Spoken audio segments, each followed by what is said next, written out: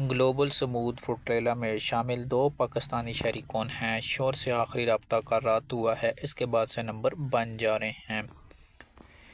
اسرائیل کی بحری افواج نے غزہ کے لیے امداد لے جانے والی گلوبل سمود فلوٹیلا میں شامل کم سے کم 13 کشتیوں کو روک لیا ہے اور اس پہ سوار افراد بشمول سویڈن سے تعلق رکھنے والے سماجی کارکن گریٹا تھنبل کو حراست میں لے لیا ہے۔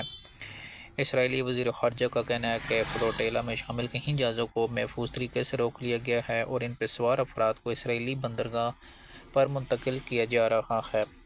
اسرائیلی حکام کا مزید کہنا تھا کہ اسرائیلی بحریہ نے ان کشتیوں کو اپنا راستہ بدلنے کو کہا تھا کیونکہ وہ ایک فعال جنگی زون کے قریب پہنچ رہے تھے۔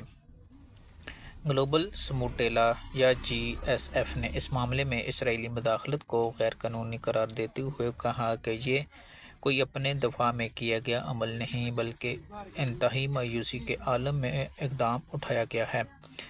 اس فلوٹیلا میں موجود کشتیوں پر 500 سے زیادہ افراد سوار ہیں، جن میں اطالوی سائنسدان، سویڈن کی ماحولیاتی کارکن گریٹا کے علاوہ پاکستان کے سابق سینیٹر مشتاق احمد خان اور ایک پاکستانی شہری سید عزیز نظامی بھی شامل ہیں۔